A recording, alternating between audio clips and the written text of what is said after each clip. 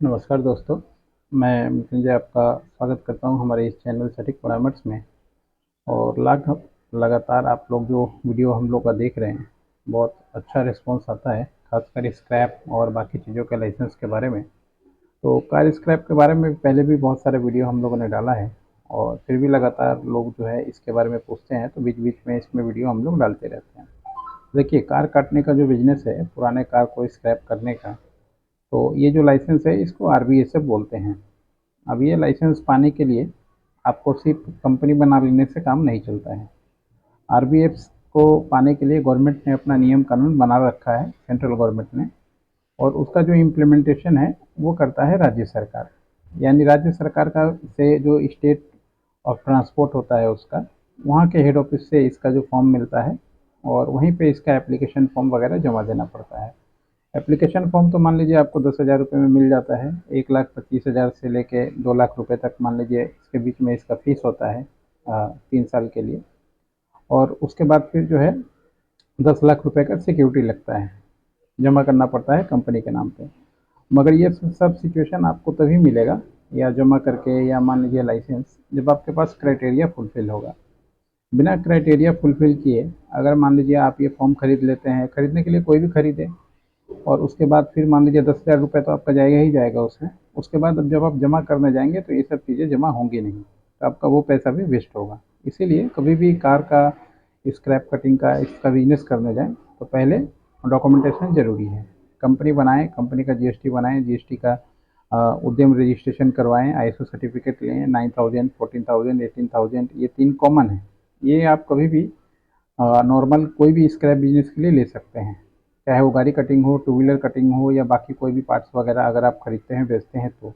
इसके बाद आता है फिर स्पेसिफिक पर्सन का, कि हाँ, अब मान लीजिए आप नॉर्मल अगर कार स्क्रैपिंग का टेंडर लेना चाहते हैं एमएसटीसी के थ्रू, या किसी प्राइवेट कंपनी का मान लीजिए बड़ा टेंडर निकल रहा है, वहाँ पे वेस्टेज गाड़ियाँ खरीदना चाहते हैं, या पब्लिक से खरीदना चाहते हैं, या बाहर से इंपोर्ट करना चाहते हैं। बहुत सारे दोस्त जो है पुरानी गाड़ियाँ बेचते भी हैं, आप चाह रहे हैं कि वहाँ से खरीद के ला के यहाँ पे बेचें, तो फिर आपको स्पेशलाइज कैटेगरी में जाके सारा कुछ सेटअप करना होता है। अब ये आरबीएसएफ का जो स्पेशलाइज कैटेगरी है, इसका बहुत अच्छा खासा मैनुअल है।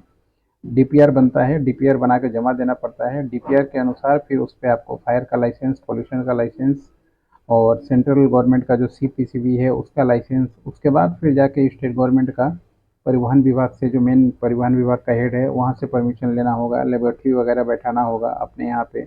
लेबोरेटरी बैठा के उसके कंप्यूटर, आपके कंप्यूटर से जो लिंक होगा, और सॉफ्टवेयर लेना पड़ेगा।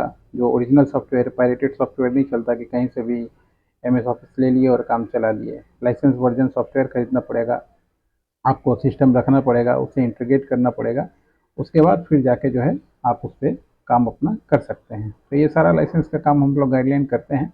अगर आप चाहते हैं तो इसका डीपीआर लेना, तो इसका डीपीआर जो है 2,500 रुपये में मिलता है। प्लस आपका जो भी सवाल का जवाब होगा, क्योंकि हर एक आदमी का सवाल अलग अलग रहता है, क्वेश्चन अलग अलग रहता है, डाउट अलग अलग रहता है, एरिया अलग अलग रहता है। तो उसके अनुसार स्पेसिफिक रिसर्च करना पड़ता है, जानकारी जुटाना पड़ता है, फिर सही जानकारी देना पड़ता है। तो 2,500 रुपये में डीपीआर मिलता है।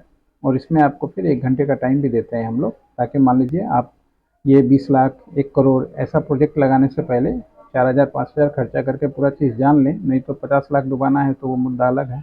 बहुत सारे लोग हैं अलग अलग तरह के। कुछ लोग हैं जो चाहते हैं हाँ भैया, फिर बाद में रोते हैं कि सरकार हमें ये नहीं दे रही है, वो नहीं दे रही है। पहले आप जान तो लो कि सरकार किसको देगी, सरकार का क्राइटेरिया क्या है। सरकार के पास जाने से पहले आपको ये चीज़ें जाननी होगी, तब तो जाके फिर होगा ना। सिर्फ सरकार को दोष देकर फायदा नहीं होगा। सरकार ने सिस्टम बनाया, पढ़िए लिखिए, नहीं पढ़े लिखे हैं तो पढ़े लिखे लोगों को अपने पास रखिए। ये नहीं कि बिजनेस जो है अनपढ़ आदमी नहीं करता है। अनपढ़ आदमी है, ठीक है आप, तो पढ़े लिखे आदमी को आप अपने यहाँ नौकरी पे रखिए, जो इस चीज़ों को समझता है। जो नहीं समझ रहे हैं तो कंसल्टिंग की सर्विस लीजिए। ऐसे बहुत सारी चीज़ें हैं। सिर्फ ये एक बहाना बना देना कि सर हम तो स्क्रैप में हैं, काम करते हैं कबाड़ी का, पढ़े लिखे नहीं है, तो कैसे होगा, ये सब एक्सक्यूज़ है। धीरू भाई अंबानी भी पढ़े लिखे नहीं थे, आज रिलायंस कहाँ से कहाँ है। बहुत से ऐसे बिजनेसमैन हैं। जरूरी थोड़ी है जो पढ़ा लिखा है वो बिजनेसमैन ही बनेगा। और पढ़ा लिखा आदमी तो देखिए, जो अनपढ़ आदमी है उसके नीचे जाके जॉब कर रहा है, क्लर्क बना हुआ है। तो पैसा है, लगाना है, रिस्क लेना है, तो यूज़ कीजिए, कोई दिक्कत नहीं है। बाकी नंबर दिया हुआ है नीचे, आपको डिटेल बता दिया। जिसको भी करने की इच्छा होगा पहले कांटेक्ट करें, व्हाट्सअप करें, डीपीआर ले, उसके बाद फिर से बातचीत करके फिर धीरे धीरे अपना सेटअप करें। तो ज़्यादा अच्छा रहेगा, नहीं तो बिन मतलब का टाइम वेस्ट करके कोई फ़ायदा नहीं है किसी के साथ। चलिए आज के लिए इतना ही, नमस्कार।